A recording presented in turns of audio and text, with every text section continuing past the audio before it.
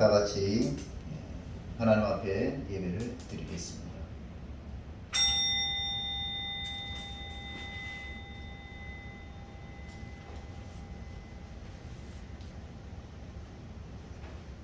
복이 있는 사람은 악인들의 꾀를 따르지 아니하며 죄인들의 길에 서지 아니하며 오만한 자의 자리에 앉지 아니하고 오직 여호와의 율법을 즐거워하여 그 율법을 주야로 묵상하는 자로다.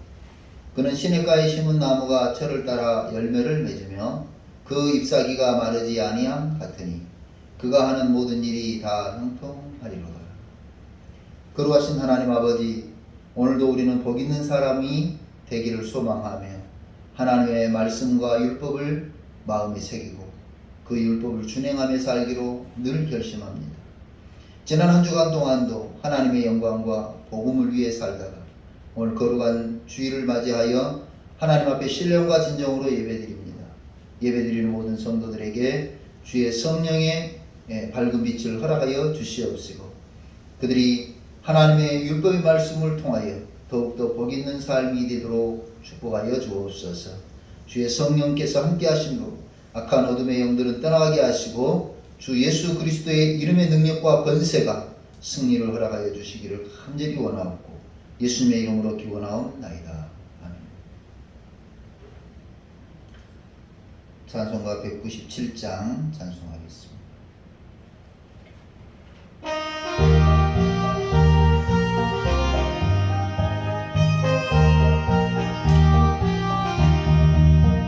은혜가 풍성한 하나님은 믿는 자 한 사람 한 사람 어제도 오늘도 언제든지 편찮고 보호해주시네.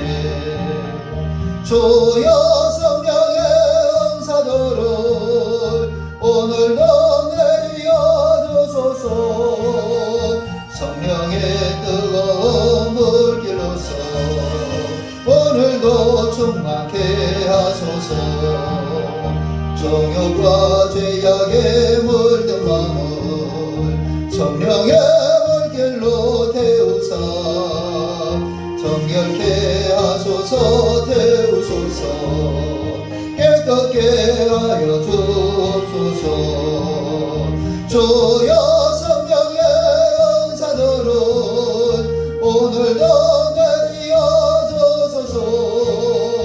성령의 뜨거운 물길로서 오늘도 충만케 하소서. 주님의 기쁘신 은혜만을 세상에 날려 전하리라. 하늘의 능력과 권세로서 오늘도 입혀주옵소서. 주여 성령의 은사들을 오늘도 내려주소서. 성령의 뜨거운 물길로서 오늘도 충만케 하소서. 아멘.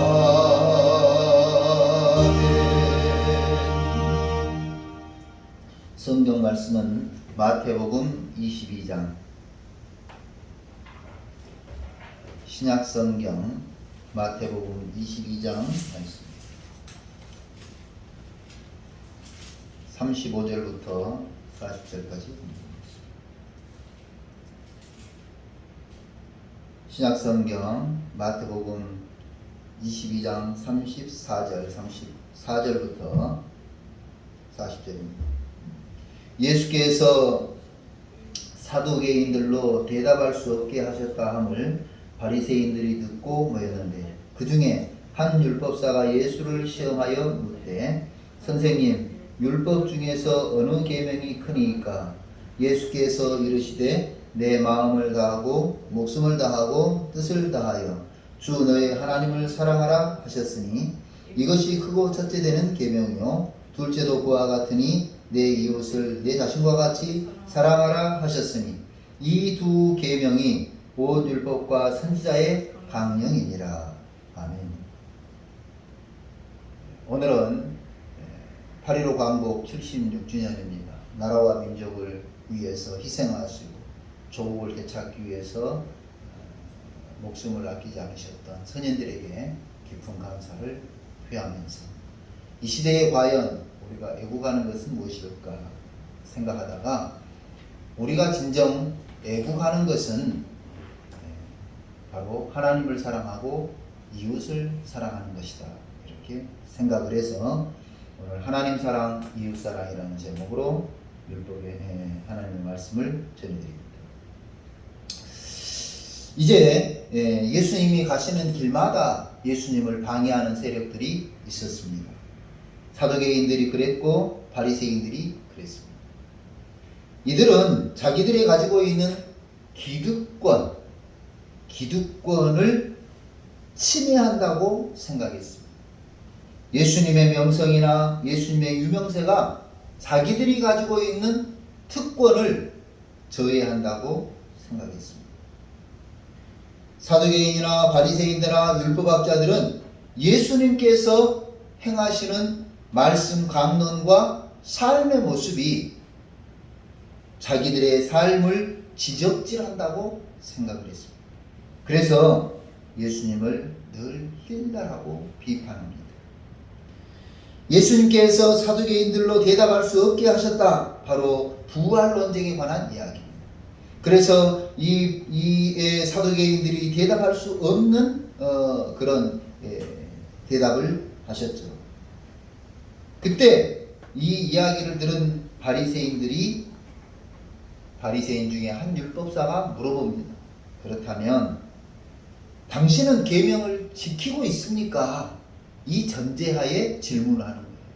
예수님에게 당신은 율법을 지키고 있습니까? 하는 전제하에 어느 율법이 제일 큽니까? 이렇게 물어보는 거예요. 그때 예수께서 이르시되 내 마음을 다하고 목숨을 다하고 뜻을 다하여 주 너의 하나님을 사랑하라 하셨으니 이것이 크고 첫째 되는 계명이요 둘째도 그와 같으니 내 이웃을 내 자신과 같이 사랑하라 하셨습니다. 그러면서 이 두 계명이 온 율법과 선자의 강령이라 이렇게 했어요. 이 강령이라는 말은 아마 지금은 잘 표현하지 않는다는데요. 전에는 사무실마다 회사마다 관공서마다 강령이라는 것을 붙여놨어요. 뭐 공무원의 강령, 사원의 강령 이렇게 해서 강령이라는 걸 붙여놨는데 이 강령이라는 단어는 크레마니피라고 하는 단어로 매달다, 걸어놓다 이런 뜻이 있어요. 이 단어가 어디에 사용이 됐냐면 민수기 21장에 이스라엘 백성들이 40년 광야 생활을 합니다. 그러면서 그들이 너무너무 힘들고 지친 것도 있겠지만 습성상으로 불평하고 원망을 해요. 습성상으로. 맞아요. 애굽에 종살이 할 때는 그래도 먹을 것이 있었고 주인의 핍박과 학대가 있었지만 그래도 아늑한 잠자리에서 잠을 잤죠. 그런데 광야를 나오고 보니까 마실 물이 있습니까? 먹을 거리가 있습니까? 그늘이 있습니까? 잠자리가 편안합니까?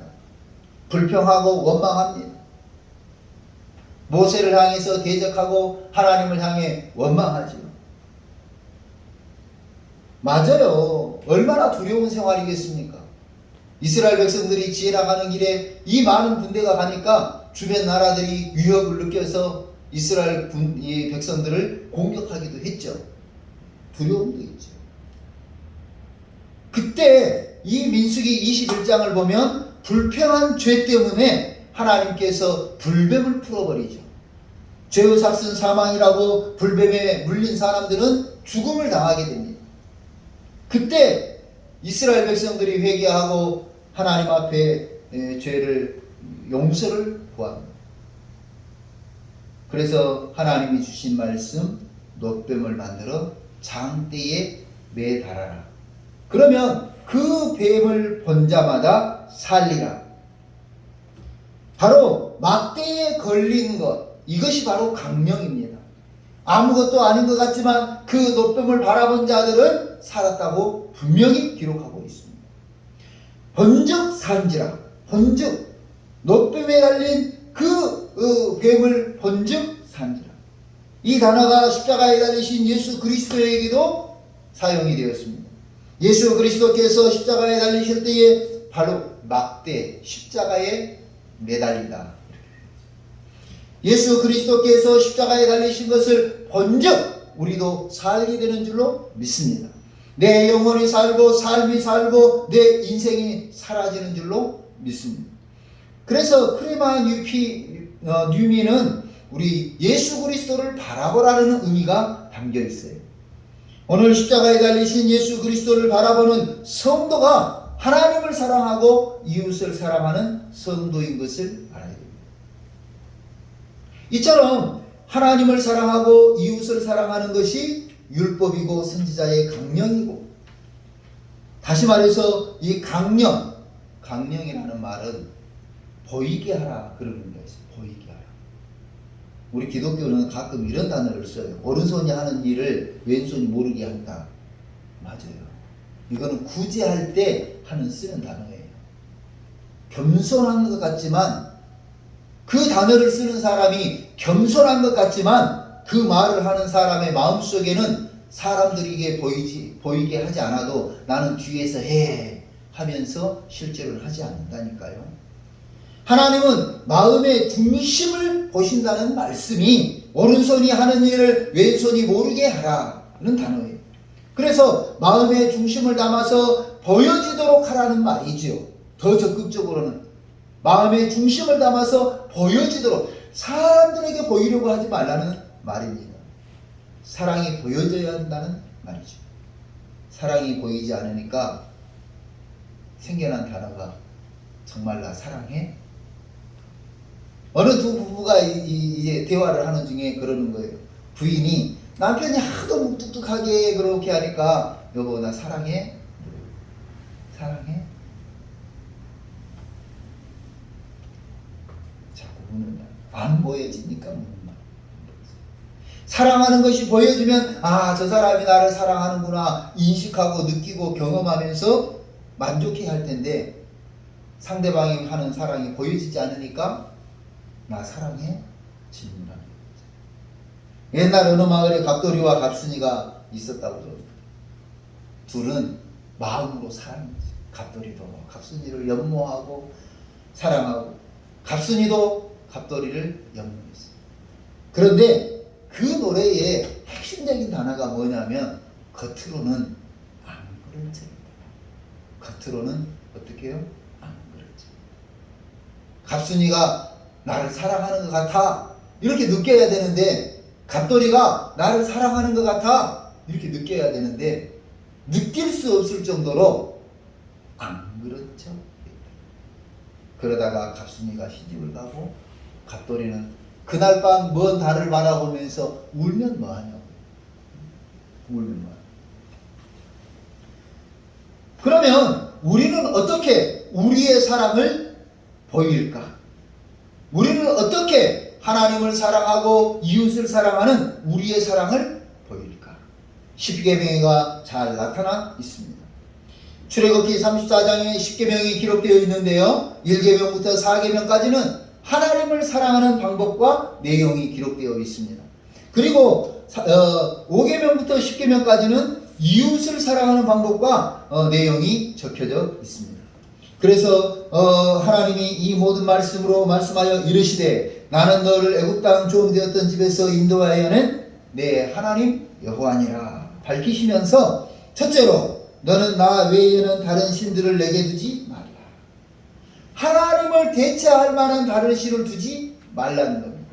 이 십계명을 만들고 있는 그 시간에 그 산 아래에서 이스라엘 백성들은 모세를 대신할 만한 지도자를 찾았고 하나님을 대신할 만한 우상을 만들었는데 그게 금송아지였습니다. 하나님은 제1계명으로 너는 나 외에는 다른 신들을 너에게 두지 말아라.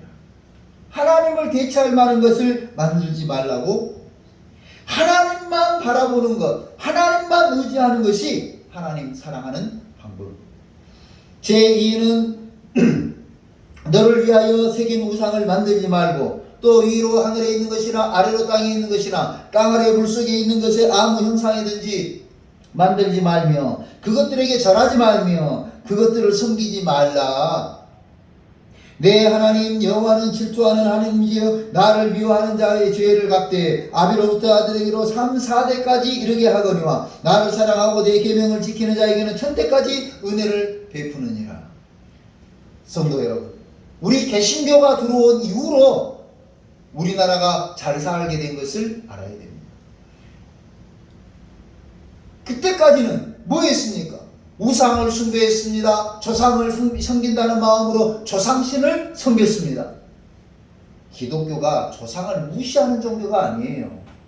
조상을 무시하는 게 아니라 살아계실 때 잘하자는 게 우리 기독교예요. 살아계실 때 잘하자. 그래서 조상을 계속해서 섬기다 보니까 계속 우리나라가 동남아, 중국 다 마찬가지죠. 우상을 숭배하는 가운데 그 악습이 계속 3, 4대까지 이르면서 하나님의 저주와 심판이 있었습니다. 그러나 하나님을 사랑하는 개신교가 기독교가 들어오므로 하나님의 사랑이 천대까지 은혜를 베푸시고 나라가 부강해지며 나라가 발전하게 되었습니다. 이 사실을 알았던 이승만 대통령은 6.25 전쟁 중에 피난하면서 낙동강 전투에서 마지막 그 보루를 지키기 위해 기독교의 목회자들, 목사님들을 초청해서 나라와 민족을 위해 기도해달라고 간청했다고. 너를 위하여 새긴 우상을 만들지 말라. 우상을 만들지 말라는 거예요. 여러분, 요즘은요, 이제는 부모도 제가 가끔 그런 이야기를 하는데 애완동물 좋아해요. 애완동물 좋아해요. 애완동물을 한 마리를 키우는 데 있어서 평균 한 달에 들어가는 돈이 23만 5천 원이라고 해요. 23만 5천 원. 그 애완견을 한 마리 돌보고 1년에 평균 한 달에 들어가는 돈이 23만 5천 원이면 내 부모를 위해서는 23만 5천 원을 쓰냐는 거죠. 이제 부모를 떠나서 인류애적인 입장에서 23만 5천 원의 절반인 10여만 원 정도를 이웃을 위해서 쓰느냐, 구제를 하느냐 하는 거죠. 이웃을, 인간을 위해서 쓰는 것은 아까워요. 5천 원, 10,000원 구제하는 것 아까워요. 그런데 자기 애완동물 아픈 것은 밤에 택시를 타고 개를 보듬고 눈물을 흘리면서 동물병원에 가요.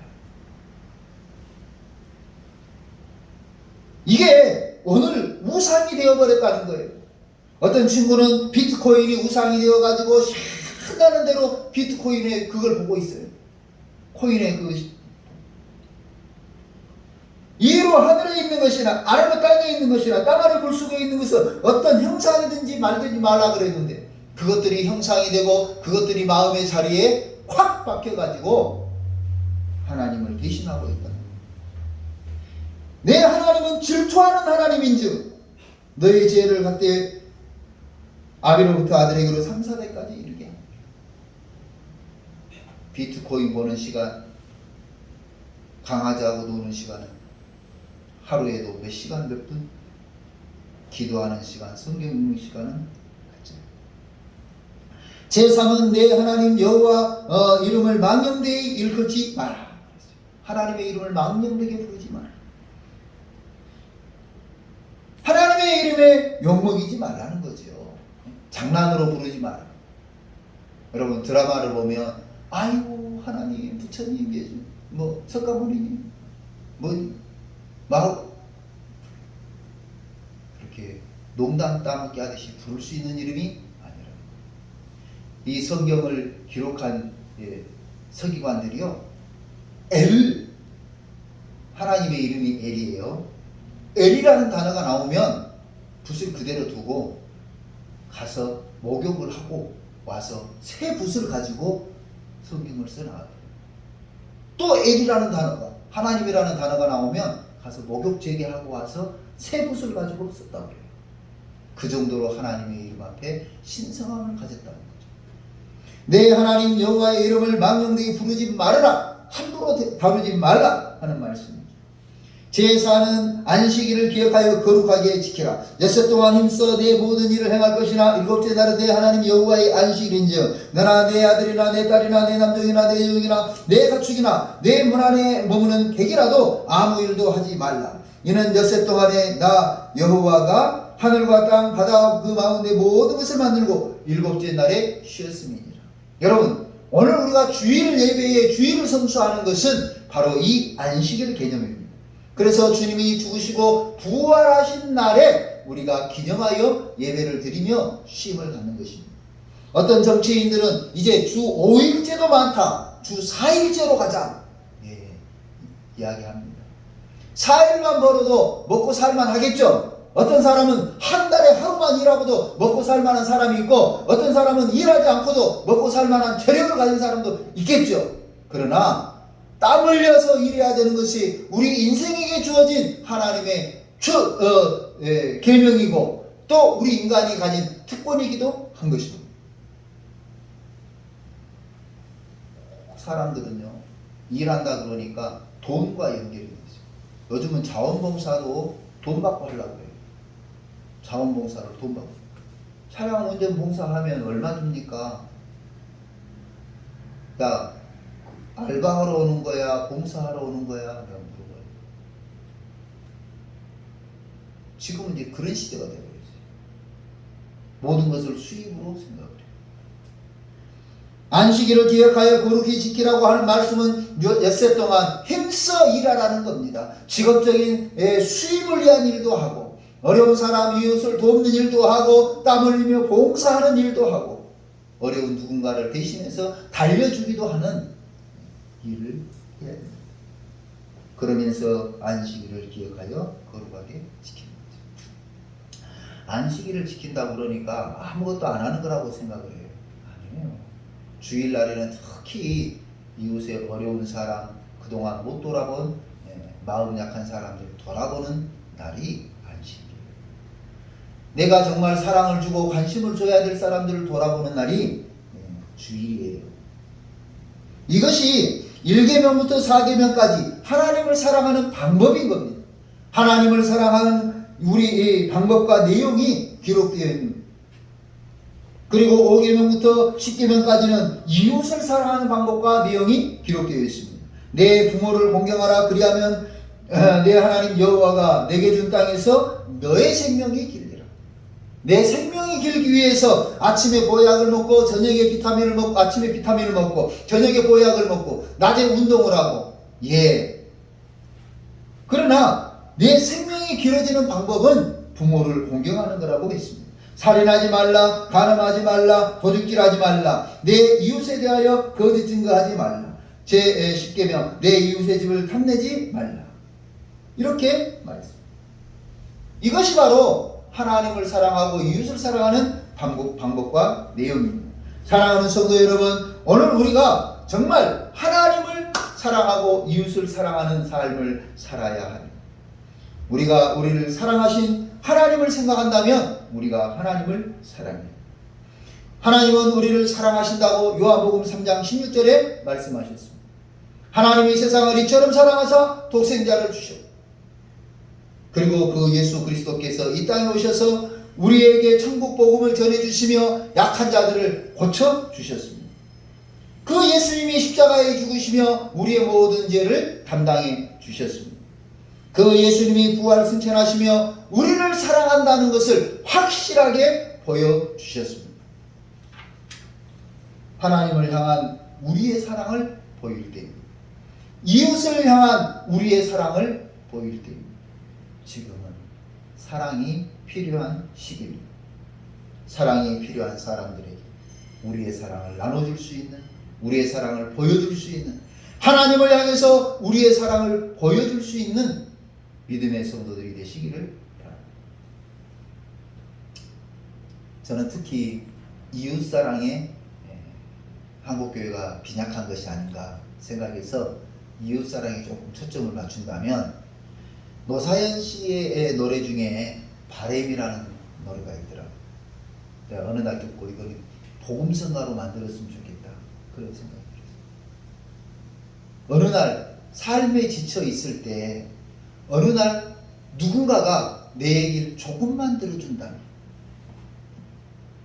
그리고 나에게 한마디만 해준다면, 사랑한다 한마디만 해준다면, 사막과 같은 인생이 내가 사막과 같은 길을 걷는다고 할지라도 꽃길이라 여기겠습니다. 그런데 여러분, 주위 사람들에게 사랑한다고 하세요.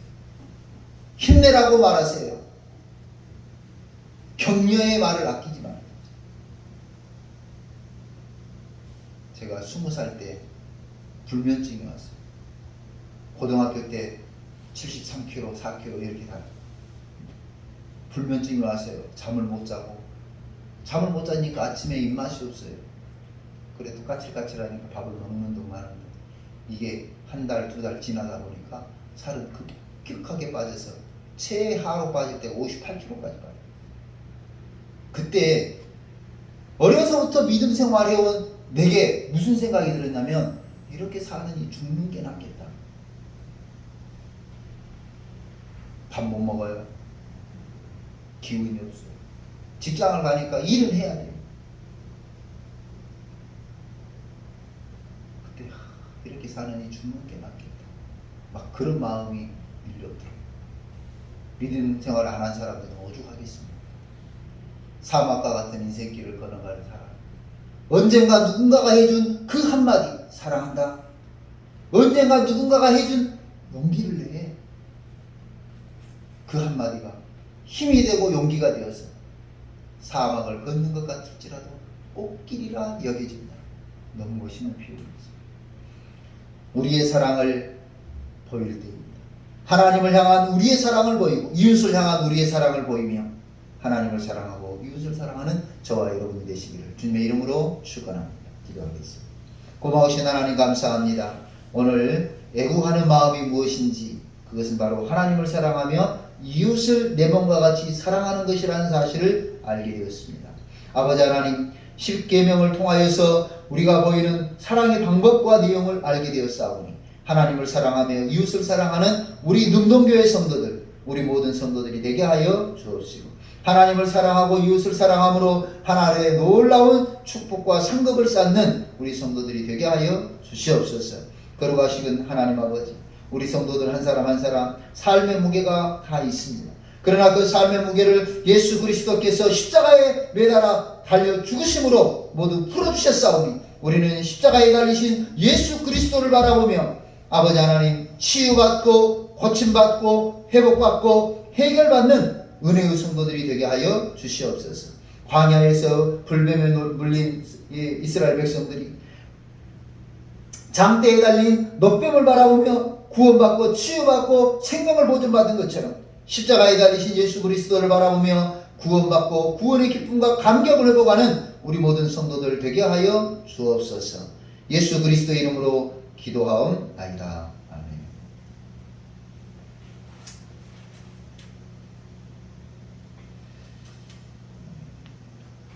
주경선 목사, 여인미 사모, 양현숙 권사님,